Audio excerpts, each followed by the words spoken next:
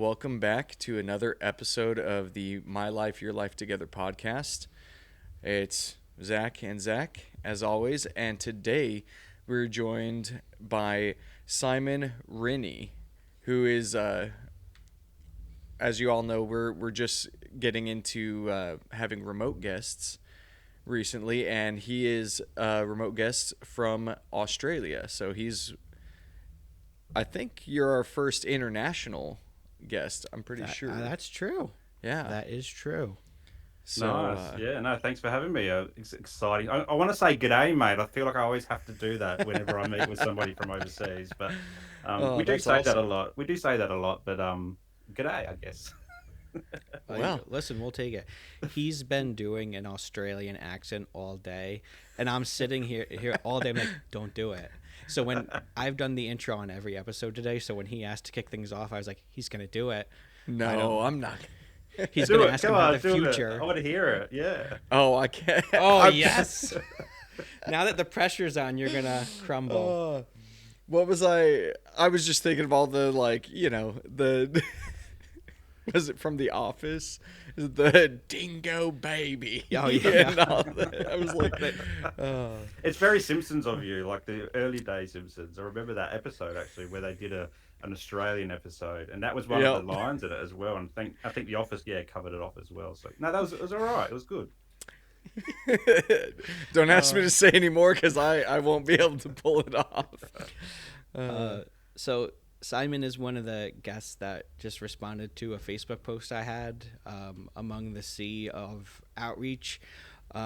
We got to chatting, and you were fun to message back and forth. So I was like, all right, well, we could probably get on pretty well. And then just like as I clicked through like your website and asked about it, like one thing that I can't remember if it was the first message or the comment or something, you were talking men's mental health, and we've done episodes on anxiety, depression, and one thing, like I made a point, I was like, I really want to incorporate something about specifically men's mental health because there's very much a stigma about it, and I don't anticipate the whole episode being focused on that, but it was something that drew me to messaging you back and forth. You have your company. You have a lot of stuff that I want to cover and get out there. But we always like tell us a little bit about you. Your background. Born in Australia. Yeah, Okay. born and raised in Australia. It's funny we talk about accents because I did a podcast a little while ago, and the person who edited that podcast was very big on linguistics and accents Huh. as well, and they could pick out this very specific location in Australia that I came from as well. So Really? it Oh was really wow. interesting, and you don't really think too much about that in Australia. I guess we all feel like we sound the same. I guess it Hmm. might be similar to you guys over there, Having but like a southern accent or a yeah. northern, yeah. So we in here we have, I guess there are different nuances in our language, and maybe the southern accent might be the equivalent of our rural accent, our the guys in Hmm. the outback and so forth. But everyone else seems to be very different. But then, yeah, it's just interesting that you said that, and that popped into mind. But yeah, I am from Australia. If we haven't already identified, I am from Australia. Grew up in a place called Adelaide, so that's in South Australia. So that's in Central Australia down the bottom. Nice. Um, I'm these days I haven't lived in Adelaide for I don't know since 2006. I've travelled around, been in our nation's capital for a little while. I've lived in Hobart, which is right down the southern tip of Australia on a little island called Tasmania, and now I live in a beautiful place Hmm. called Queensland, so the subtropics, which is you know lots of surfing, lots of Yeah. outdoorsy type lifestyle, and I live here with my family. So I've got a wife and two little ones. So I've got a 4 year old and an 8 year old. No, 7 year old. I just gave him an extra year as a dad usually does. A 7 year old, and yeah, we're just living the family life up here, and it's a really cool place to live. But yeah, mine is one of a mental health story, a men's mental health story, and these days, I have a business called Mindful Men where I do men's therapy essentially, and I take therapy out of the Okay. clinic because I know how stigmatizing and challenging that men's mental health discussions can be for guys. I mean, it took me 20 years to go and get help from Mm-hmm. first symptom to first treatment. And so we take therapy out of a clinic and we go to the beach and go for a walk, or we go grab a coffee, or some guys just like to go for a drive. The younger ones Yeah. like to play video games. So I use a lot of my lived experience, and then also, I guess, my learned experience as a social worker as well, to kind of find a different way to support men with their mental health. And it's something I'm really passionate about, but it comes, I guess, with a lot of lived experience, history, a lot of pain, personal pain, Mm-hmm. a lot of drinking to numb it all. But these days, I'm really feel like I'm thriving instead of sort of just surviving, and that's the kind of the message I hope by the end of today, that we've given some guys out there that you can thrive even though you might be challenged with something. And it doesn't have to be mental health, it could be anything in life. Yeah. We can move from that survival mindset to a thriving one. That's awesome. So you mentioned a lot of what you do as far as mental health comes from your own personal experience. Um, Tell us a little bit about that. You said it was 20 years from first symptom of mental health struggle to when you started seeking help. What was that in, like, childhood? Was that um, so Yeah, what was your upbringing like? What yeah. was those early years Yeah, so growing with? up in the northern suburbs of Adelaide, so I like to put context as a social worker. Context is really important, and I think for any Mhm. therapist, context is important. So I grew up in the '80s. So I'm an '80s baby. Grew up in the '80s, '90s, noughties. That was my time of growing up, and this is at a time before internet and Netflix and all those Mhm. types of things. And so in those early days, I had two older brothers, one younger brother. Sports mad family, so we like to Yeah. play Australian rules football, athletics in the summer, basketball, soccer as well. We used to like Me and my little brother used to love watching WWE wrestling. I think it was WWF back then, or we Yeah. actually Yep. didn't have that. We had WCW on our Oh yeah. TV. So we loved that on the weekends, and what we'd watch on TV. In the evenings, my older brother would dictate and be like the Terminator, Die Hard, Rambo, all these hyper That's masculine, awesome. Yep. shows. And I say this with reason, because what it does is it captures what a lot of boys and men grew up with in that period. It's we're influenced by how to be a boy and then to be a man by the environment around us. So for me, it was very masculine, a lot of, or you could say Mhm. hyper masculine or alpha male as well. That went into the schoolyard as well. So I was a bit of a, I don't know if you could call me a jock, but if you could picture what my persona was in the schoolyard, it was because I was good at sport. And so Yeah. I could do most sports. Netball was one sport I could not do, and I used to hate it when we do it in PE. But yeah, any other sport I could pick up and run with, and I'd be really good at it. So people would look at me in that kind of persona. What's And netball? netball, have you not heard of netball? What's It's netball? it's basketball, but without running around. So you get the ball, and it's traditionally played by females, women, and Oh, girls. is that the thing with no backboard? Yeah, yeah, it's just a pole with Oh. a thing, and you're not allowed to run. And this was my challenge, because I grew up playing basketball and football, where you run with the Mhm. ball and you bounce it Okay. and Right. so forth. Netball, you grab the ball and you have to stop Okay. in your tracks, and there's also there's this thing called no contact. So if you touch someone, it's contact, and it's kind of like a Really? penalty against you. Oh wow. Whereas me, the football player, would be bashing into people all over So the place. Body checking. it neutralized everything that you loved It about did. It sports. was my kryptonite. It was my kryptonite. So, Okay, okay. it's the one sport I could not get, and I used to get furious when when the teacher would say we're playing netball today, because I just couldn't Like, use my no. normal athletic prowess to dominate the court, right? Okay. And so Okay. so we had that in the schoolyard. We had that on the football field. So I remember, if you got big hit on the football field, you brush it off, you get up and you keep going, because Mhm. if you showed any sort of signs of weakness, like maybe a tear, or maybe like you go, oh, that really hurts, or whatever, you'd be the next target for the next big hit. So like Yeah. the opposition would see that and go, okay, we've got to get this guy again, and we're going to keep doing it all game. And that scared me. So I really just bottled everything up and pushed on. And even in the household, like if, you know, dad was pretty tough. He would say, Mhm.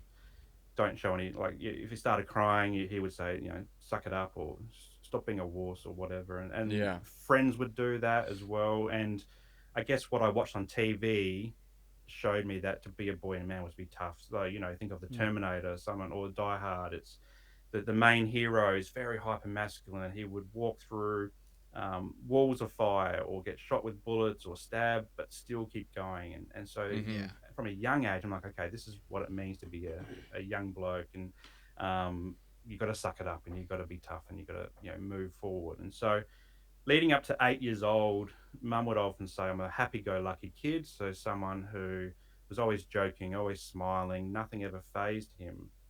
And I loved that about me. It was so freeing. It was so cool to be like that. I drew into that, or I bought into that.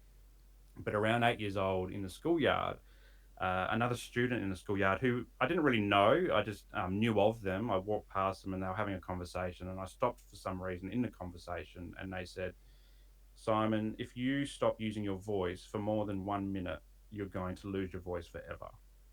And so this was Huh. my entry into obsessive compulsive disorder. So Mm. what that is, for anyone who hasn't heard of that before, and there's a lot of misconceptions about OCD. Mm-hmm. It essentially starts with an obsessive thought or an intrusive thought, and for an OCD mind, you can't get rid of that thought. It goes round and round and around and around. And the only way to get rid of that is to perform a compulsive behavior or compulsion. And for me, when I heard that, that if I don't use my voice for more than a minute, so the obsessive thought, it raised a lot of anxiety and stress. And I started freaking out because, what happens if this happy go lucky kid can't use his voice to joke around, you know? Yeah. Yeah. And so I started humming to myself. So every minute I'd check my voice would still work with a hum, and it would go like this, mm, like that, and very Hmm. quietly. And I did this for about a year and a half, and nobody ever picked up on it. So I think I did it really quietly. It was very internalized. Yeah. I'd be doing it at the desk, at the school desk, next to someone. Like you guys are sitting next to each other. I could be humming all day, and Wow. at least nobody ever said to me, Simon, why are you doing that noise? And I was just Yeah. constantly checking that my voice was, still existing. Um, and so this was the entry into my mental health journey. And like I said, I didn't know how to talk about it because I'd been brought up in an environment where boys don't talk about this type of stuff. Boys are meant to be tough. Boys are meant to be Mm-hmm. strong. I didn't have a role model, like either at home or at school or in the sports field, that would go into these deep conversations about what's going on internally for you, because it's more the opposite. If we start talking about what's going on, we'd be labeled as girly, as gay, as a wuss, as a sissy, all these things. And I didn't want that. I Yeah. just wanted to be me. And so Yeah. did this for about a year and a half. Eventually that stopped. I kind of just grew out of that. And definitely for me, OCD, I've grown out of various stages, but I'll go through the main ones over time. Around 13 years, mum and dad separated. So me and my Mm-hmm. little brother, we moved out with mum. And so one thing to understand about the northern suburbs of Adelaide, where I grew up, it was a bit of a tough place to grow up. It wasn't, I didn't feel safe. There was a lot of lower socioeconomic households. People were unemployed. There was people in trade and services, style roles, Mm-hmm. manufacturing. So certainly not the wealthy part of town, if you could call it Yeah. that. A lot of gang violence. In fact, my school was you wouldn't be abnormal to see someone with a weapon in their bag for either self defense or because they're part of some, they want to be gang members, or whatever. Mm-hmm.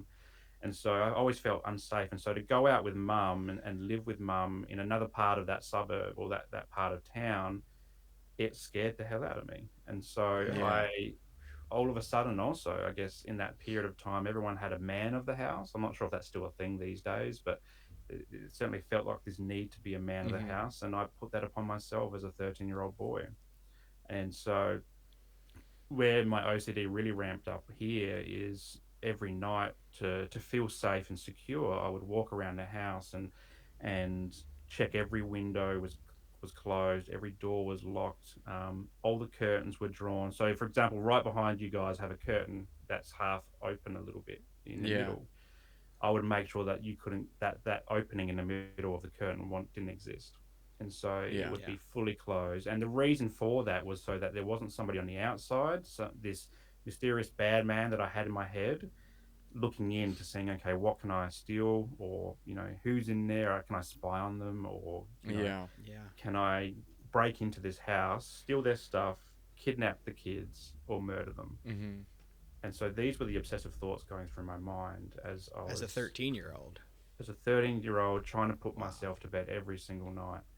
And so, what would happen is, and this is, I guess, where the disorder part of OCD really comes in, is you often hear people say, "Oh, I'm a little bit OCD," or "I'm OCD because I need to have everything neat and tidy," or whatever. OCD becomes a disorder when you're doing these obsessive, you have these obsessive thoughts and you're doing these compulsive behaviors. It's really distressing. It has a profound impact on your life. And there's a time limit to it as well. So you're doing it for a minimum of an hour a day. So it's not just about making your desk neat and tidy and Oh, that's it. It's wow. actually Hmm. like Yeah. you're doing it for a long period. And so for me to lock up the house, I'd go around and do the loop, and I'd do it in a very specific way. Like it might start with the front door, front windows, and then progress through the house in different rooms. And then I'd go to bed, and my brain would say, "Simon, did you really forget to check that window? Was that curtain fully drawn? Mm-hmm. Because if you've missed that, there's a potential for this boogeyman, or whatever you want to call him, this bad man, Yeah. to be looking through." And so up I'd get, and off I'd go again. And so it wouldn't just be that window; it would be the whole process all over again, Do that every whole door. like loop Okay. again. Yeah, and so I would do that, and then what added a bit, I guess, a bit of extra tension to that process was I also developed an obsessive thought that if there was like an iron left on, or the stove was left on, and something could catch fire, Mm-hmm. it was on me to check that stuff as well, because I didn't. I also had this fear of us burning down, dying through a burned down, house in our Yeah. sleep. And so that was added to the checking of the doors and the windows and so forth. And so this would take me, on average, probably 3 to 4 hours every night as a 13-year-old. Wow. Wow. So, and again, nobody knew I was doing it. Mum and my little brother were asleep. In fact, mum's deaf, so when she has her hearing aids out, she can't hear. So I'm walking around the house, checking things, touching things, um, and I'd do it, I guess, really quietly. I liked houses where there was carpet, because that way nobody could hear me walking around at night time doing this type of stuff. Yeah. Just because it dampens the sound of footsteps. Whereas if you had tiles or hardwood floors or whatever, you'd hear me Could pacing around the hear house. you. Yep. And so this is where it ramped up, and I was still that happy-go-lucky kid on the outside, but on the inside, I was a shell of a person. I was really struggling. I couldn't control these thoughts. And as the next couple of years went on, I found alcohol. Alcohol was something to be fun with at my friends, and we'd have Mm-hmm. parties, and I would have great nights. But over time, it became my coping mechanism. It became my Mm. way to slow my brain, slow my thoughts, and feel normal to some degree. Mm-hmm. For the hours that I'd be drinking, I wouldn't be checking anything. I wouldn't be thinking about this mysterious boogeyman. I would just be me. So And it so, would kind of quiet mm, those thoughts down and kind of completely, yeah. and so when you would drink, would it completely stop all those cycles? Absolutely. Yeah. Oh wow. But what it did, and this didn't show up until my later years, into my adult years when I had a Mm-hmm. professional career, is what it did is it created a new obsessive compulsive, performance, which is called pure O, so pure obsessions. And this is where the behaviors aren't overt. You can't see the behavior. So you can't see me walking around. And what it did, it was Mm-hmm. I'd have a big bender, and but it might be Friday night drinks after work. Everyone from work Yeah. goes down to the local pub, has a few beers. I would take it to the next level. I would be that one who had too many beers and Mm-hmm. drink really fast and be dancing, having a lot of fun, because I love that feeling of just being free of my mind. Yeah. But what it looked like to everyone was Simon's a complete mess. But everyone loved it. No one really said anything bad about it. I think maybe I was just a really good dancer. I don't know. But I drink and drink and drink to the point where I'm pretty much getting home absolutely plastered, pass out. I wake up the next morning, and this is where OCD will go, okay, you've had the night off. I'm back. We're ready to go. And it would create this loop of trying to reassure myself what I did the night before. So it would be thinking about, okay, what happened in the night? Did you offend someone? Did you upset Mm-hmm. someone? Did you do something that was going to get you in trouble with the boss on Monday, etc., etc.? And it would go so fast. It would start off very slow, and then it would get faster and faster and faster. And so this is the compulsive part of OCD in pure O. It's just the rumination of thoughts that you just can't get out of your head, and it would cause me so much Yeah. anxiety that I would sometimes be sick. Like I might vomit, might have diarrhea. I'd have terrible gut pains. Mm-hmm. I would pace. I'd be sweating and stuff like that. Might also be the alcohol coming out of my system the day after, Mm-hmm. and I would be so stressed because I'd be worried that something I did on that night would have me in the manager's office on Monday getting in trouble. And I really feared getting in trouble. That was, I think, the Yeah. thing. I feared getting in trouble. I feared what other people thought of me. I feared that I wanted to be liked and everyone to like me. And in fact, I did this for a long time. No, but I never got pulled into the manager's office. In fact, managers would say, Simon, that was so fun. We're going to do this again in a month's time, and we hope that you're there. All Yeah. right. But this plagued me, and this was actually, this particular part of my OCD was one of the reasons I eventually gave up alcohol when I turned 40 or so last year. So I've been sober since then. But it was one of the things that I used to hate about drinking, and but also like about drinking at the same time. Mm-hmm. And so I guess that spanned 30 years, 35 years. I guess there's a lot of other elements of OCD. One that comes to mind is my car. So when I learned to drive as a 16, 17-year-old, I got a car and my license, which was all really cool. But then also I feared, like, if I didn't have the handbrake, or so maybe I parked at the shops or something, or parked in a driveway, and if Yeah. I didn't have that handbrake really on tight, so that the obsessive thought was that that car would roll down and kill someone, or it might Yeah. smash into a house, cause chaos. And I think part of the fear also was I didn't have any money to fix that problem if it did happen. Mm-hmm. I didn't know about insurance and that my mum had insurance for the car and all this type of stuff. I just felt like I had to find $1 million from somewhere and pay for someone's Yeah. distress. Yeah. Or what happens if I killed someone because I didn't pull the handbrake up on the car? And so I would obsessively check the handbrake was on its tightest ever. And that could be I could go to work at my first part time job in the shops, park the car, go inside, work for 20 minutes, and then this obsessive thought would come into my mind: Simon, that handbrake's not on, and that car is rolling down a hill right now. Um, those car parks were on flat ground, but I had this thought that there was a slight incline and it was going to start rolling. So I'd have to leave. I'd have to run back to my car to check in the middle of a Wow. work shift, or maybe Yeah. it's when I got a bit older, well, even in the schoolyard, because we were driving to school at 18, and so I might be in class, and I was like, sorry, miss, I've got to go to the toilet, and then I wouldn't be going to the bathroom, I'd be going to see my car. Running out to check on the car. And so that form part of it, that's still a big one for me. But yeah, and these are like how the intricate things about OCD, how OCD has showed up Mm-hmm. in various ways. But as I said, like, it took me 20 years from that first symptom as an 8-year old to essentially my wife saying, Simon, you've got to get whatever's going on under control. And I say whatever's going on because we didn't know what mental health was. Nobody really talked about mental health or mental health Yeah. conditions. She saw me drinking a lot, and so I guess that was the sign. Simon, you need to go sort this drinking out. She saw me getting super anxious after the drinking on a Friday night, and she Mm-hmm. goes, Simon, you've got to go sort that out. For 2 years, I deflected and I said, I don't think the issue is me. I think if you've got an issue, maybe you need to go speak to someone, whoever that someone was. I was doing that man thing, the masculine thing. I'm okay. There's Yeah. nothing wrong with me. Yeah. For So 2 years, did yeah, sorry.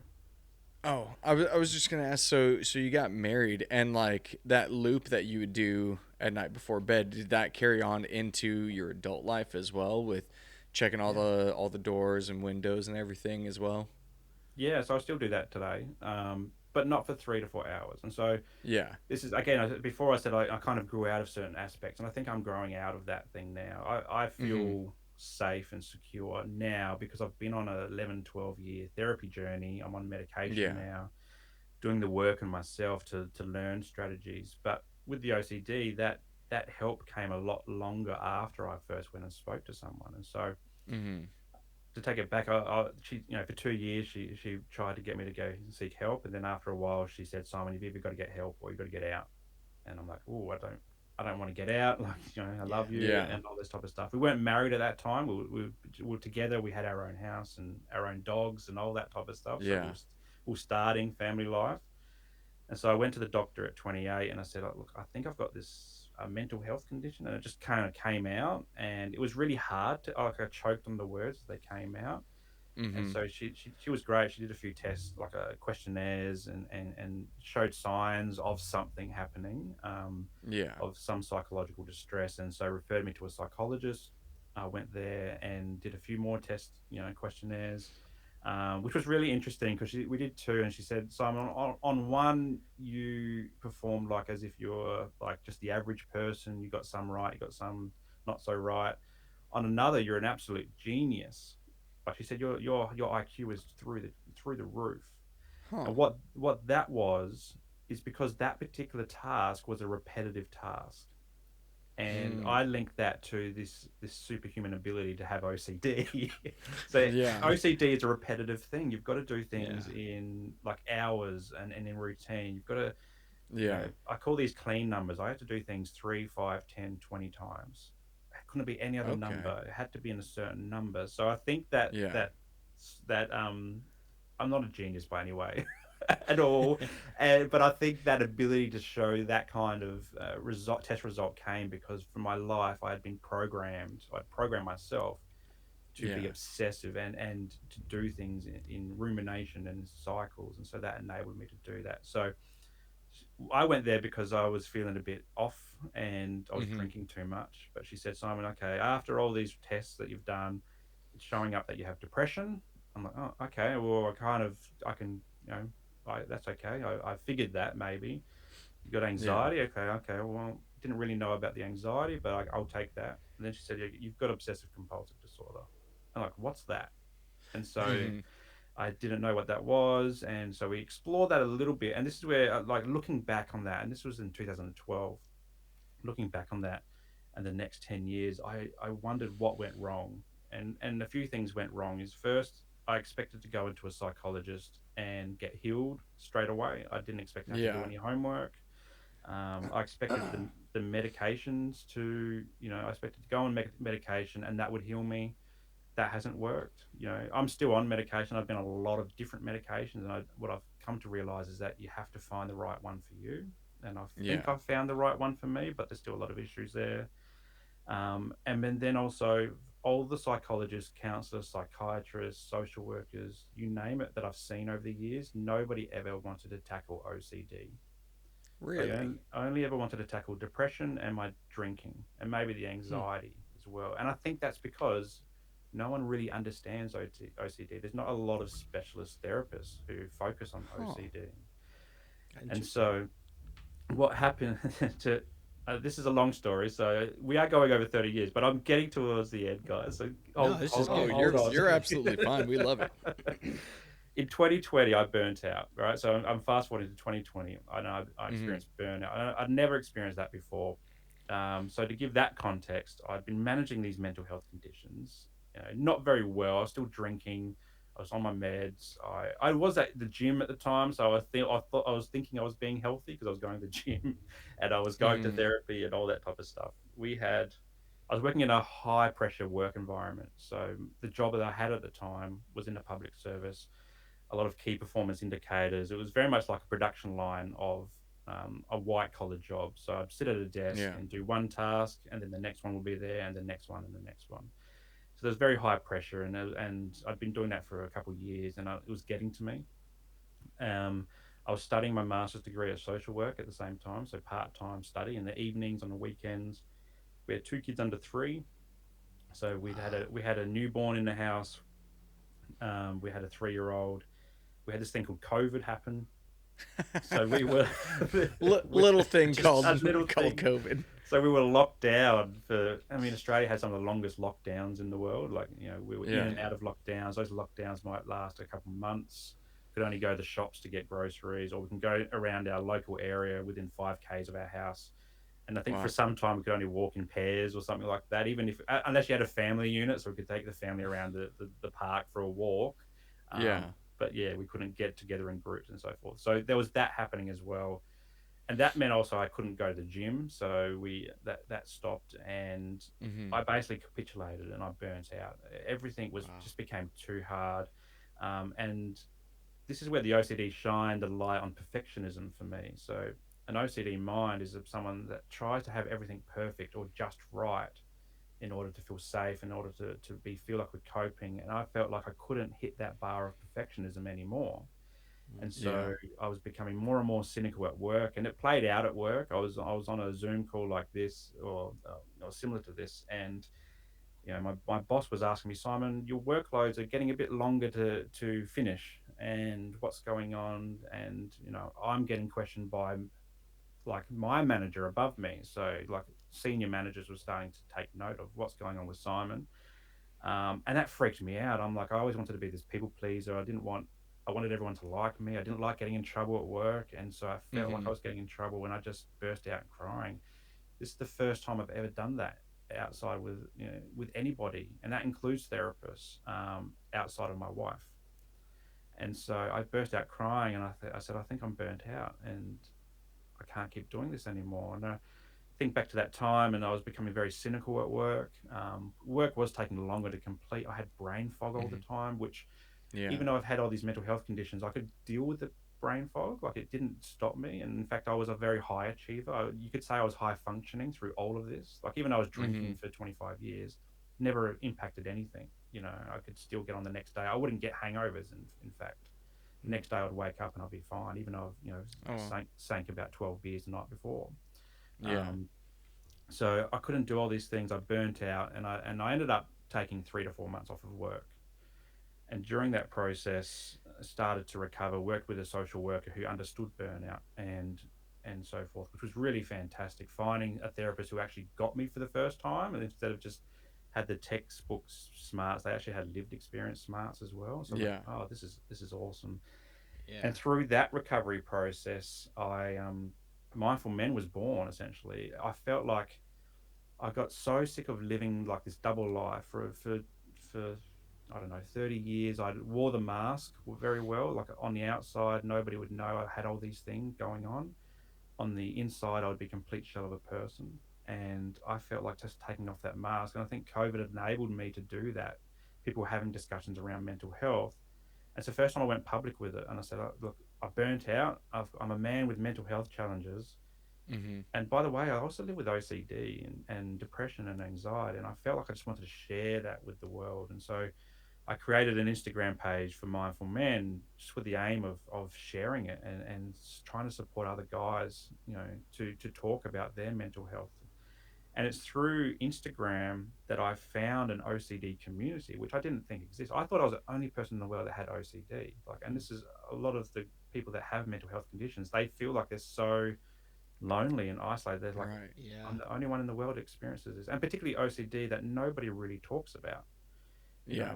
We think about mental health, and we talk a lot about depression. We talk a lot about suicide and to a Mm-hmm. lesser degree anxiety, but not so much something like obsessive compulsive disorder. Right.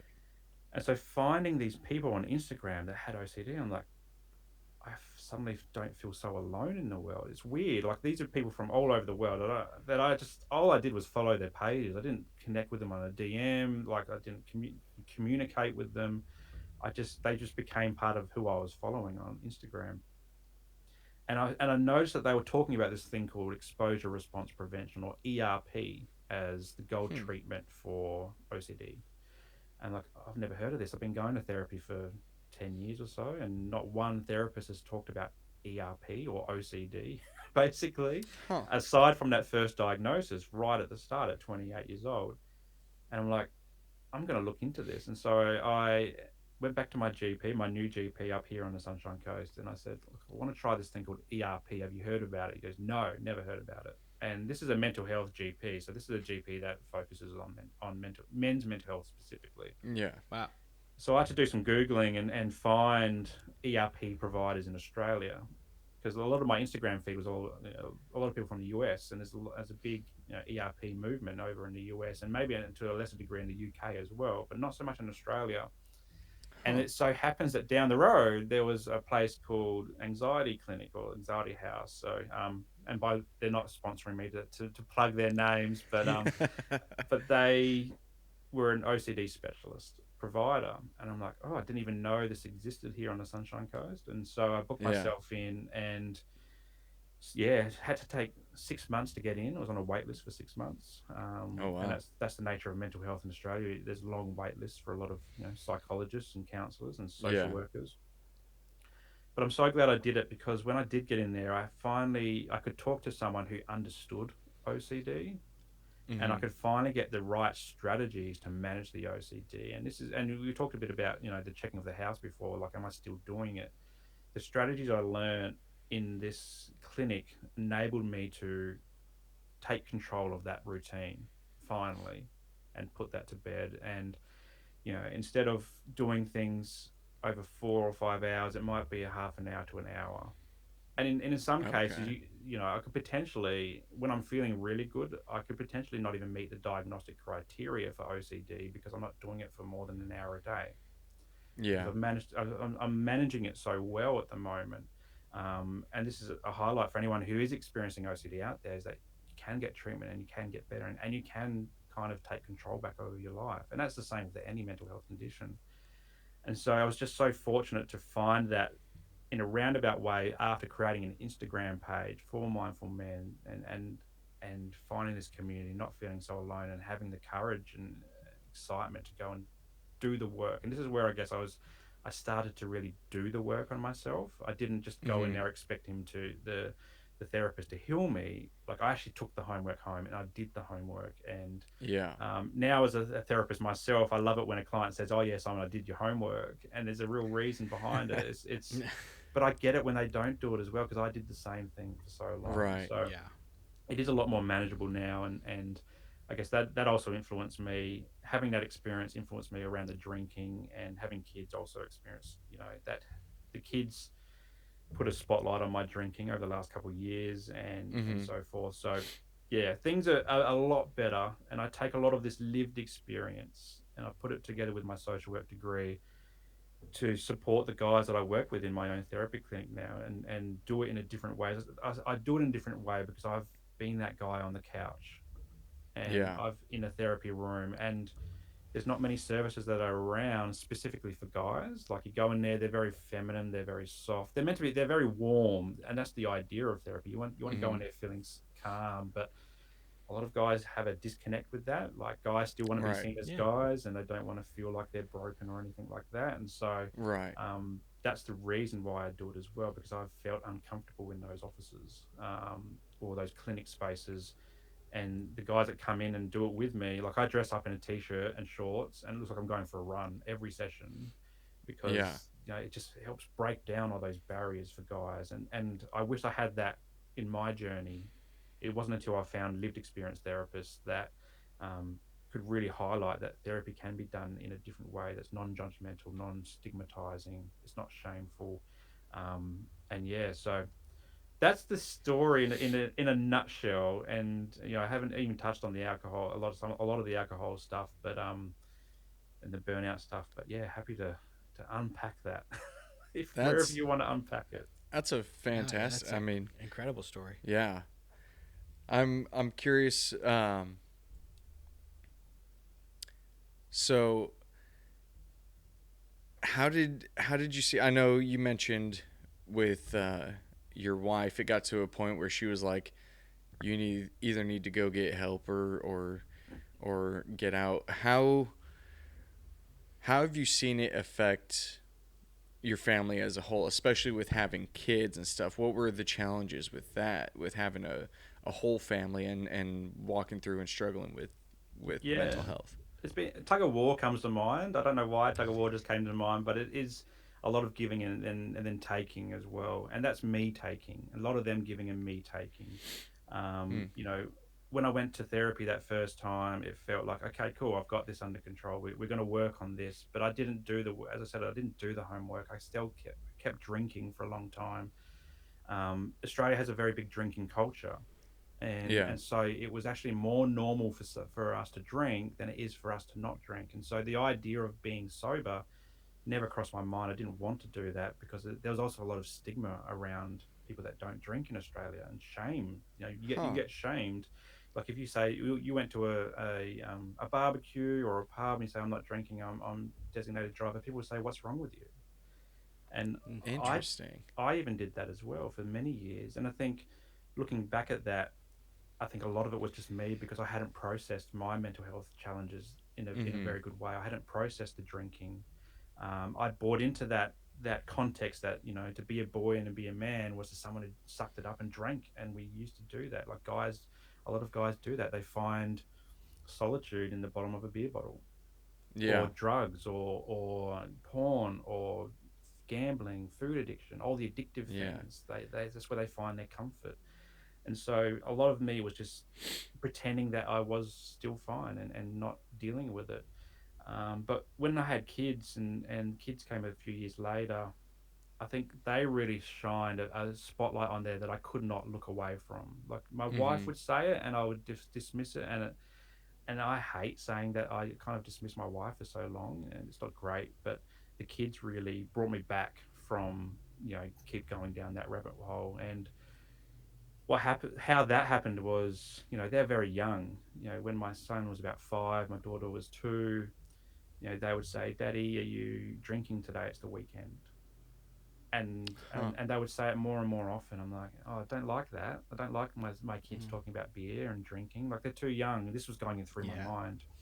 And Right. then, you know, and then whenever we'd go somewhere to a function, like I remember I think my son's 3rd or 4th birthday, I said to my wife, "Are we drinking? Can I go get a 6 pack of beer?" And in my mind, I'm like, "Oh, it's a celebration." She's like, "It's a 3-year-old's birthday." And I didn't have that Yeah. connection. I'm like, okay, I just thought it was a party, and everyone, and drinking enabled me to relax, and because I Mm-hmm. can get a bit socially awkward, which is weird because I do podcasting all the time and I don't have any awkwardness when I do this. Yeah. But like at a function, like I get really awkward, and so I think that's the more social anxiety, or I just don't know where to Mm. position myself. If you ever, there's a great, I don't know if you've seen Kath and Kim over there, but it's a big Australian sitcom like that we had Huh. for a long time. It's it takes on the Australian bogan persona. It's like that, like it's kind of like a redneck version in Australia. We call them Yeah. bogans. And there's this great picture of Kath and Kim of they're at a big family barbecue, and you've got one side of the table all talking and having a great time. You've got another side of the table all talking and having a great time. And then you've got one of the main male characters who's sitting right in the middle. He doesn't know whether to turn left or right. He's out of the conversation. He's trying to inject himself, can't. And he's just sitting there doing the awkward smile or the awkward chuckle here and there because he can't connect with either part of Yeah. the party. And that was me a lot of the time. Like I didn't know how to engage in the small chit chat or the small talk, and unless I had alcohol, I could just insert myself in any conversation and take it from there. And so that was happening a lot for me. And then we'd go out to functions, and my wife would always drive home, and I'd say, "Are you driving home? Because I'm going to be drinking." And that's fine in itself. A lot of people, that's quite a normal thing. But then the kids would Mm-hmm. start saying, "Mummy, why are you driving? You never drive. Like Daddy always drives." And then we'd have to have conversations in the car with my now, 4-year-old daughter, and say, "Oh, with Daddy's been drinking tonight. He can't drive, so we're not allowed to Mm-hmm. drink and drive." And then this would happen every time we were in the car where I've been drinking. And Yeah. in my gut, in the passenger seat in the front, I'm just like, I hate this conversation. Why are we having this conversation with my young kids? I don't want this. And so this was happening more and more frequently, and I was starting to get these Yeah. seeds in my mind, going, I've got to start changing. It's not quite working. And even I was feeling more groggy as I got older. Like towards my 40th, I was drinking, but I wasn't really enjoying it anymore. I was just doing it for the numbing and Yeah. just to feel relaxed. And I knew it by then as well. I knew that I was actively doing it. To add a bit of other shame to it, I guess, is as a therapist, I would sit in clinic and I would tell my clients, "You got to stop drinking, you got to stop taking drugs, or you've got to Huh. slow that down."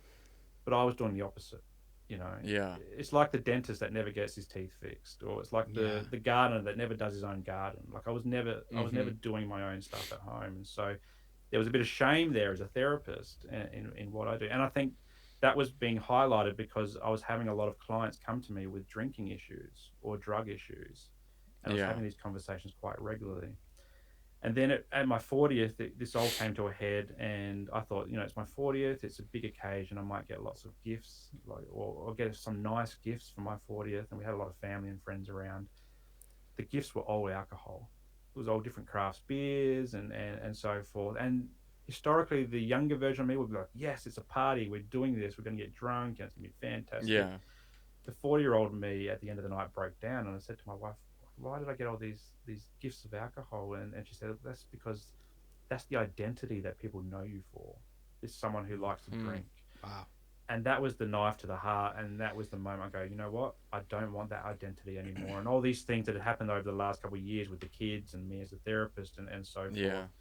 me coming to that realization that alcohol is a depressant, and I'm on antidepressants, like that doesn't make sense anymore. For some reason I ignored that for a long time. Yeah. And so yeah, at 40 in one day, so the day after my 40th, I packed all the beer out of the fridge, put it on in a box, gave it away, tipped it down the drain, and haven't drank since. I've had some Wow. non-alcoholic beers, which was its own little bit of a struggle. Like, do I felt like I was cheating when I was having a non-alcoholic beer because it has beer Yeah. in the name? But once I got over that and got over the shame, and it's interesting because when I started sharing it with some of my social circles now, other guys said to me, Simon, yeah, I've been doing the same for years. Like, welcome to the club. I'm like, oh, really? Like, I Huh. felt like there was this shame because I had been the guy in the pub who questioned my mates about them not drinking years ago. Right. And I felt like they were going to shame me, but they're like, no, like there's more and more of us as we get older who are embracing the sober lifestyle. In fact, alcohol is getting so expensive here. It's just smoking. To buy cigarettes went through the roof, and I'm not a smoker, Oh. but alcohol was following that as well, and so it's becoming more and Mm-hmm. more expensive. I was spending $60 a week, on alcohol, buying a carton of beer, but I wouldn't be anywhere. I'd be just drinking it on my couch, watching the footy on the Yeah. weekend, Yeah. and so. That was also playing on my mind, but it was so relieving to hear other guys say, you know what, I'm sober too, and it's good. So yeah, that's been a really cool, I guess, pathway out of that mental health struggle, piece, because I feel like I've got a lot more clarity in my mind.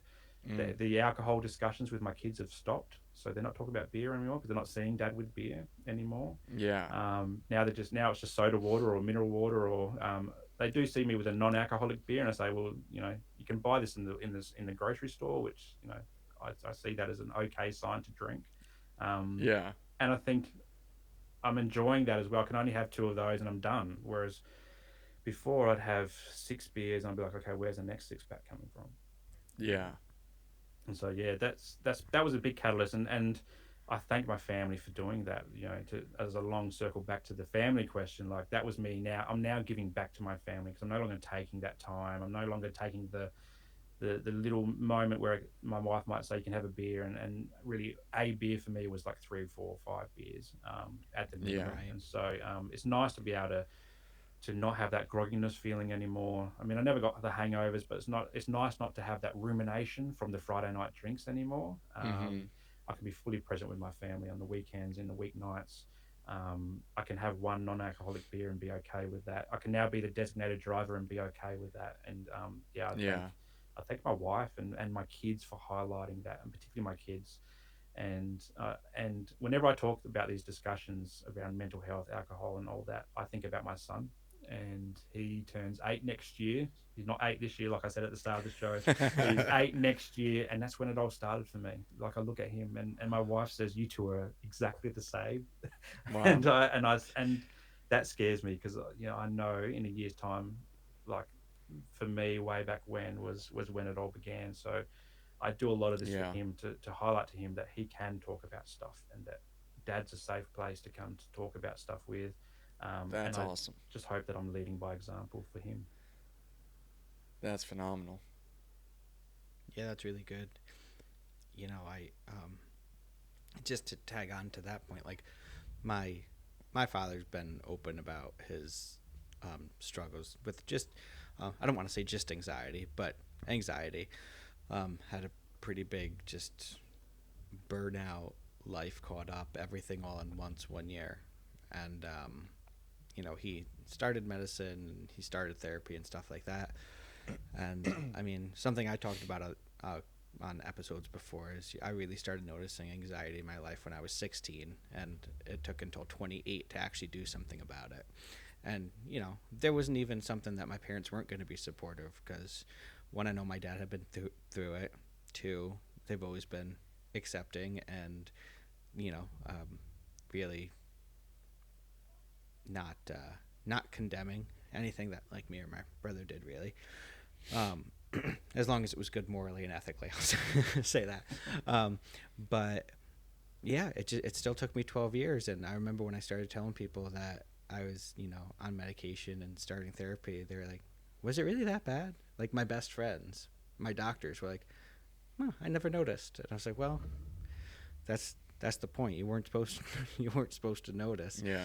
And then, I was waking up in the middle of the night thinking I was having heart attacks or couldn't breathe, or like my mind felt like the rat or the mouse on the wheel that just wouldn't stop.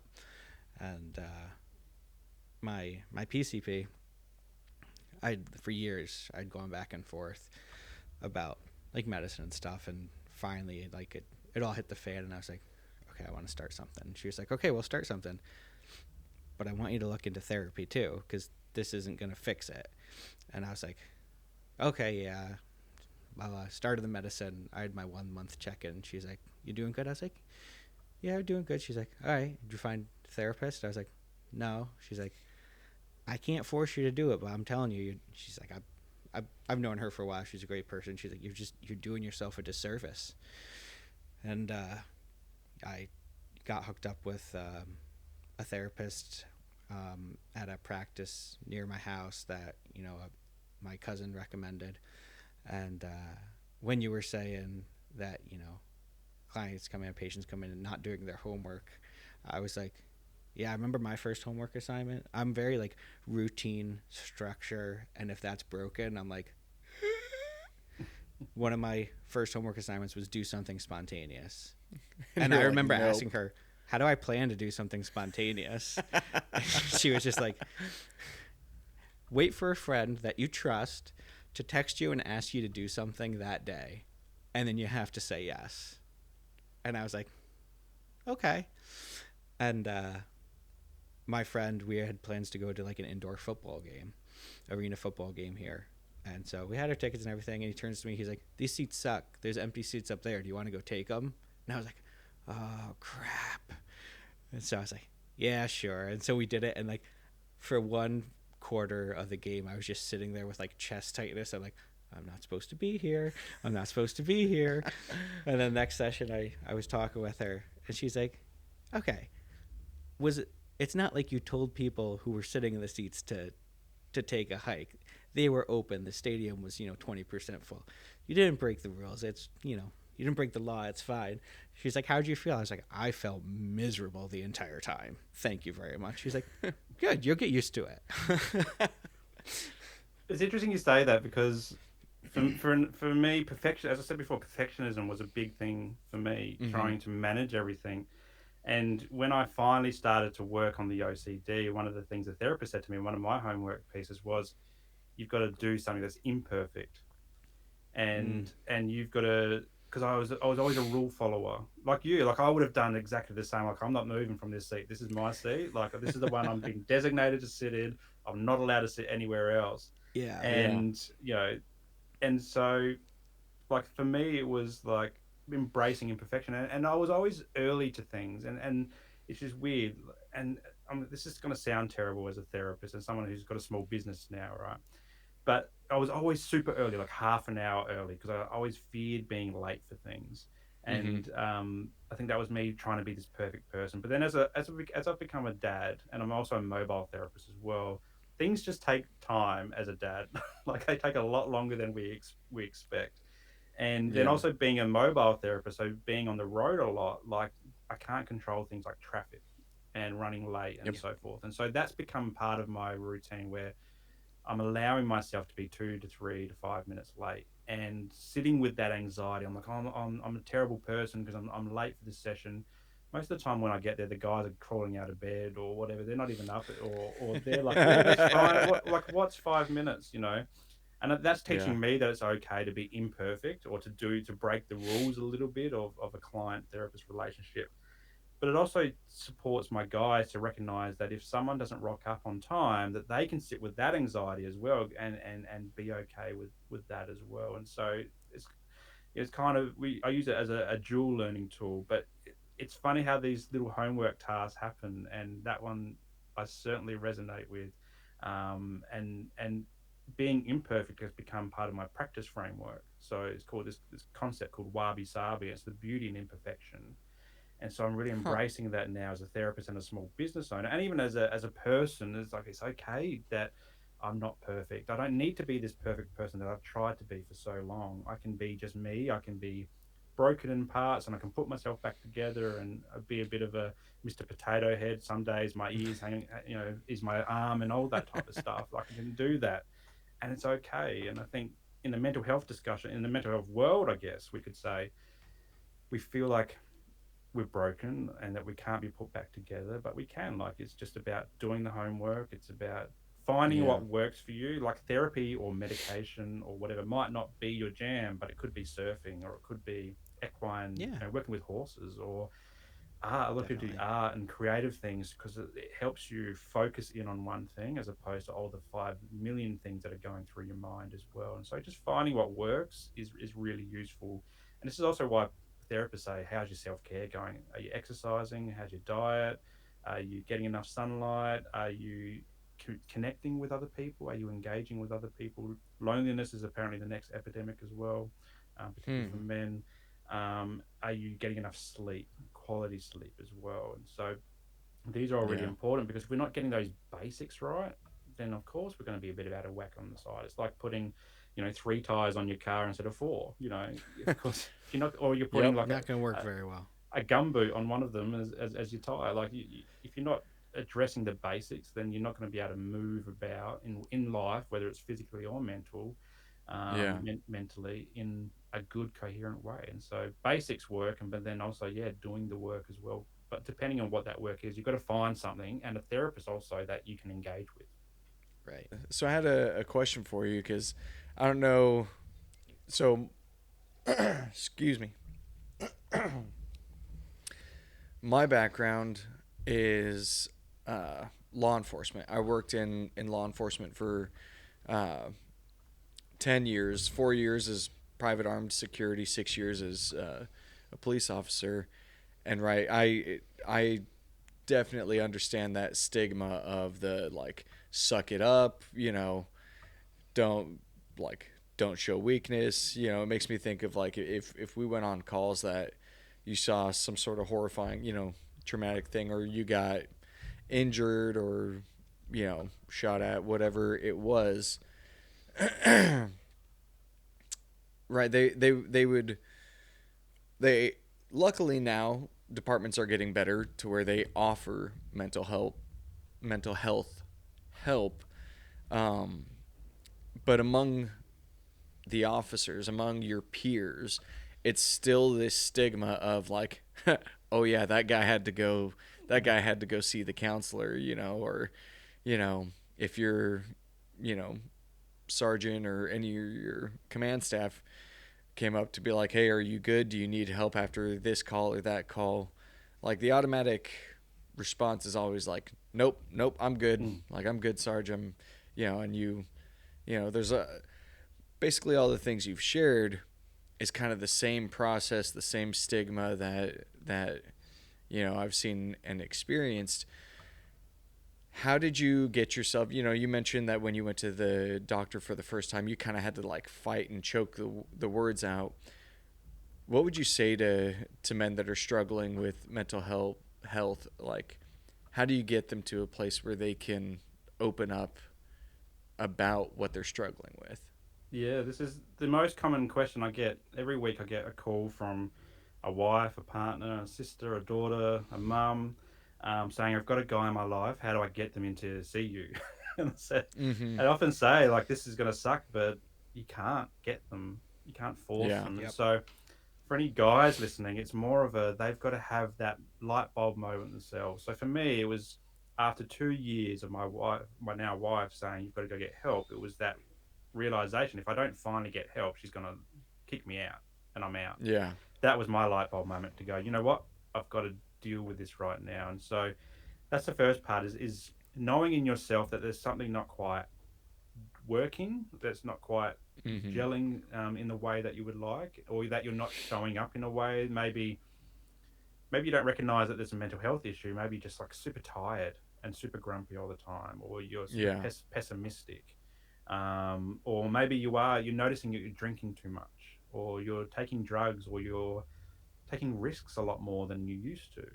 Mm-hmm. Maybe because you're trying to find this feeling of being alive, or maybe you're just feeling lonely. Like noticing what's going on internally for you, and having that moment going, you know what? If Simon and Zach can have a conversation for an hour about mental health, maybe I can go do the same as well. Like Yeah. recognizing that guys are doing this now, and it's an okay thing. But in a lot of Yeah. environments, as you said, like even in that law enforcement environment, I've had that through my public service career as well. I had 15 years in the public service.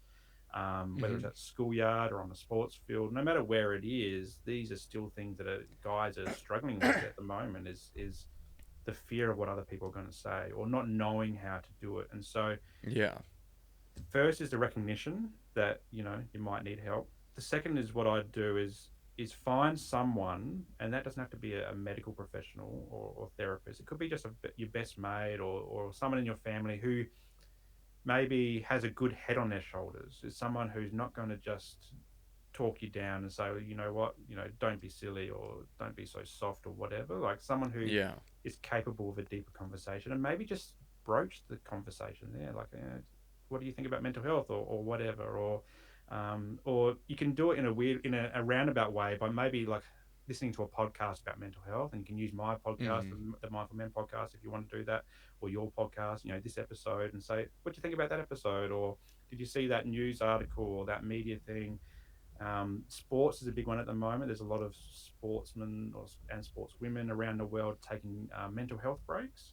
So Yeah. you could just Yeah. say, if they're into sport, you could say, oh, what do you think about that player doing that, or that coach doing that? Start the Mm-hmm. conversation in a roundabout way. If that's not going to work for you, because we don't always have that person. I never had that person growing up. So my Yeah. next go-to was, my wife could have done that to a little bit, and I guess we were having those conversations initially, but I really needed the proper professional help. And so what I do there is maybe look at who your GP is, or your general practitioner, your doctor that you Mm-hmm. go to for everything. Just have a bit of a reflection, and maybe you could broach it with them, and see how they go. But a lot of people see generalist GPs. They're GPs that do everything under the sun. They're not so Yeah. much ones that specialize in mental health, and particularly men's mental health. And so it's good to maybe go onto wherever your doctor is, if they've got a website, and look at the bios for all the doctors that are in that practice, and go, okay, because in their bios they will say, this is my interest in my areas of interest. And Right. I'm fortunate that I've got one up here now, where I live, who's interested in men's mental health. And so I'm like, okay, cool. I can go to him knowing that I'm going to get some good help, quality help there. Yeah. I've also got a generalist GP that when I talk about mental health, I think he is out of his it's not of his interest. So he just brushes me off a Mm-hmm. little bit faster than the other guy who will book a double appointment and will go through things slowly and stuff like that. And so maybe looking at that with your GP, is my GP a mental health specialist, or has an interest in mental health? Because that goes a long Yeah. way to what kind of treatment you're going to need to get. Are they just going to throw meds at you, or are they actually going to talk about some strategies, or link you in with a therapist, and so forth? So that's the next part. And then the next part is, if you're actually getting to the stage of a therapist, is do exactly the same. So for me, like trying to tackle OCD, we talked about that today. So for me to do that, I had to find a therapist who specialized in OCD. Mm-hmm. Maybe if your GP or your initial therapist says that you've got depression, you want to talk to someone who specializes in depression. As Yeah. opposed, if you're a man, you want to see a therapist or a doctor that specializes in men's health or men's mental health, as opposed to a pediatric therapist, that's for kids. Right. or for women. But also knowing, do you feel more comfortable talking to a man or a woman? Mm-hmm. You know, Yeah. that's really important as well. My first few therapists were all women because I felt like I needed that mother kind of response. Yeah.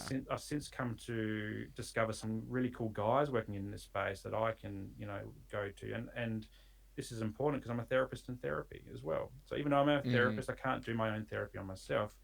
It's Right. good for me to have my own support networks as well. And so I go to these websites and I go, okay, who's, good at OCD, or who's good at burnout when I burnt out, or if I'm struggling Mm-hmm. with alcohol, it's who's good at alcohol and addiction.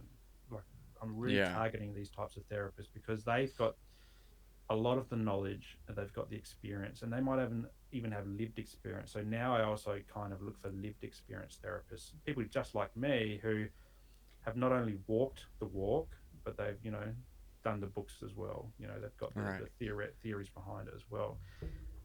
And as we said before, it's finding what works for you. So you could try it and you could drastically fail. Your first therapist might be a terrible discussion where they give you homework Yeah. that you're like, I'm never doing that homework.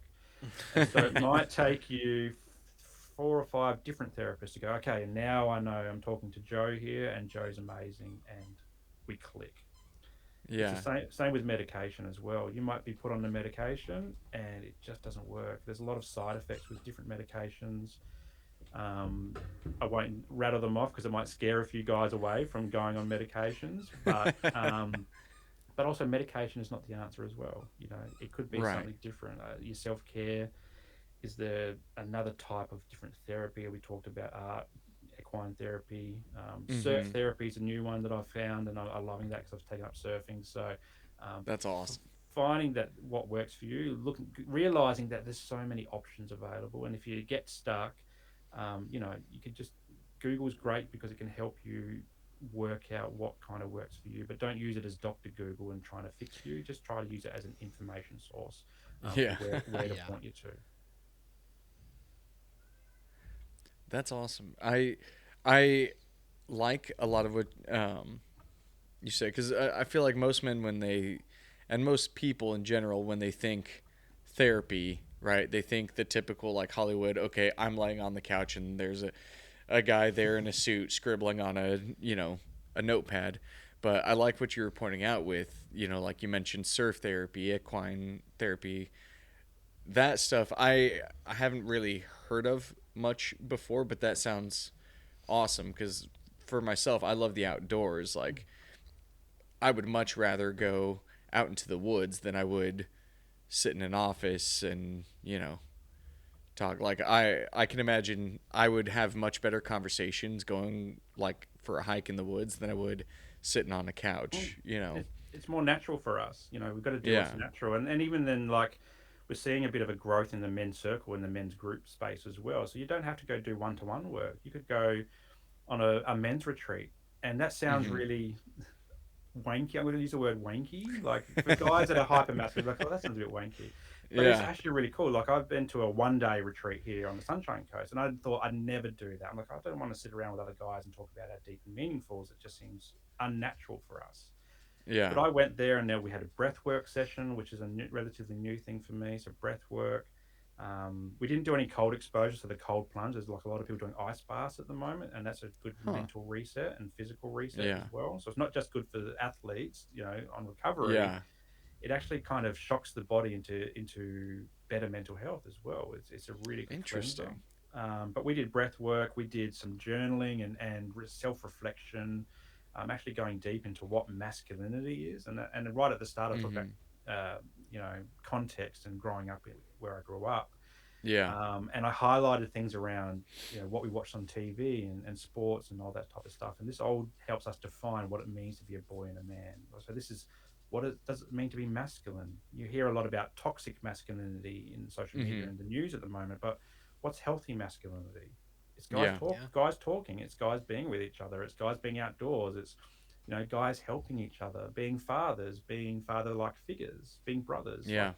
what is healthy masculinity? And so in that, we also went into a drumming circle and got creative. And I'm not a drummer, I'm a guitar player, but it Yeah. was just nice to smash some bongos around for an hour in front of a That's fire. So, awesome. and then we had the fire pit as well. And so Yeah. Men's retreats, men's circles, men's groups can also bring out a lot of this type of stuff because you can start having some genuine, authentic, and vulnerable conversations compared to just going down to the pub with your mates, sinking a few beers, and keeping it very superficial. Like that used to be traditionally, that used to be my go-to to be well and manage my mental health, to blow off Yeah. steam, or when I was a bit more athletic in my younger days, it would be playing football that's blowing off steam. It's going to the gym and just thrashing it out. But I never really dealt with what's going on inside my mind. It's just that was Mm-hmm. the body stuff.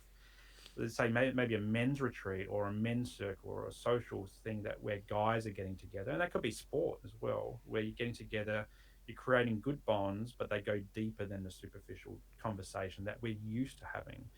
Some guys find it in church and religion and spirituality. I say Mm-hmm. my spirituality is mindfulness, so I like to connect with guys that are interested in mindfulness and talk about just a bit of those masculinity things about mental health, about fatherhood in 2024 and beyond, and so forth. And so, Yeah. again, it's horses for courses. It's not just, as you said, sitting on a therapy couch, Yeah.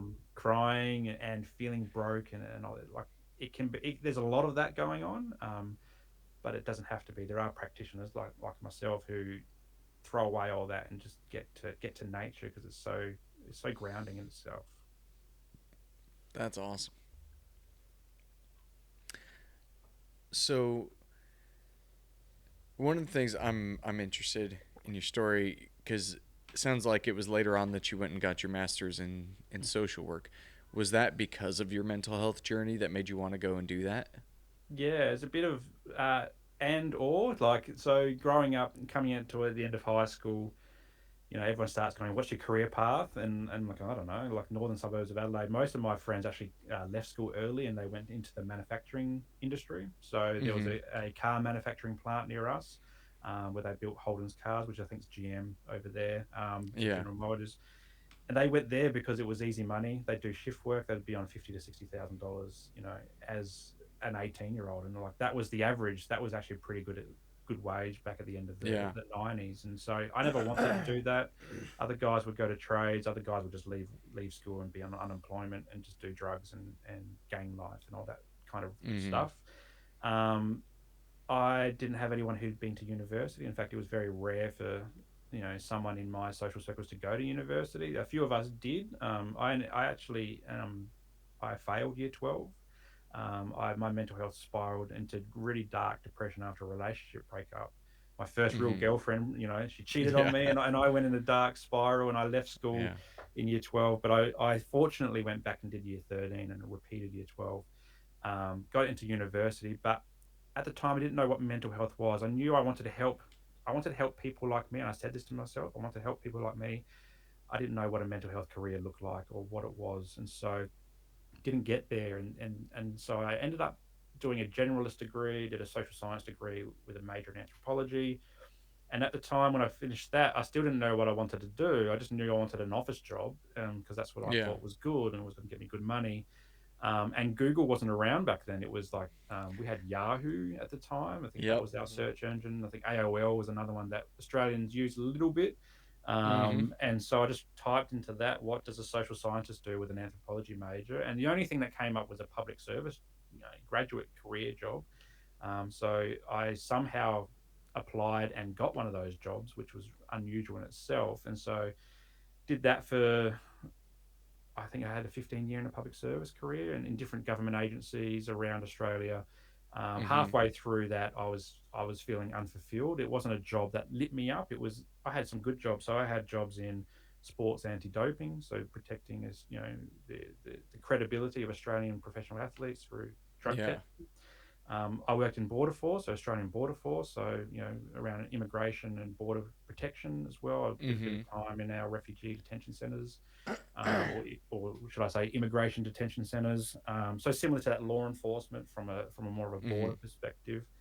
My last 4 years was in disability, so that's I guess kind of where I got the interest in disability, and I do a lot of work in disability now as a therapist. But about halfway through that career, I these were all cool jobs, and I got good money for it. But it never had me jumping out of bed in the morning to do a podcast to talk about mental health or whatever it was. Yeah. So I by then halfway through the career, I knew I had the words mental health in my vocabulary. I knew what a mental health career looked like, and I said I kind of want to go and study again and change careers and eventually start my own business because I always wanted to have my own business. And so social work jumped out of me because it was creative. It wasn't something that I'd be sitting in a room all day. I could do whatever I wanted to do. And if I got bored of mental health, I can go work in child protection. I can work in aged care. I could work in a hospital. Mm-hmm. I could do a whole range of different types of jobs. Whereas if I did psychology or counseling, that might be a bit more pigeonholed and I'd have to be sitting, very structured and routine like. Um, Yeah. or regimented in the way that it was delivered. And so that's why I found social work and that's why I chose it. And all the things that have happened in my life, including the mental health struggles, the alcohol stuff, the burnout in 2020, I think all led me towards finding this new career path as a social worker in private practice to support men with their mental health. And I think it's really now my life's passion and the thing that makes me thrive is talking about it and helping other guys to talk about it as well. That's awesome. Yeah. Um, sorry, I didn't. You looked like you had a question there for a second. I didn't No, know. no, you're Okay. good. So, what if you had to put into words what you're hoping that uh, people listening to this episode would take away from it?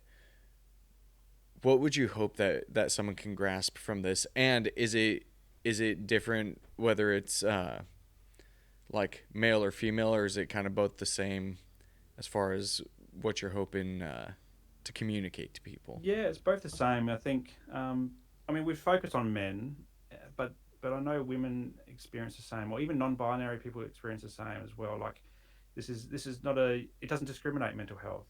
It doesn't Mm-hmm. matter who you Right. are, what work of life you're from, what your job is, what your race is, what your sexuality is, what your religion is. It doesn't discriminate. And I think for anybody, and particularly for guys, I love this saying. We say it a lot here in Australia. It's not weak to speak.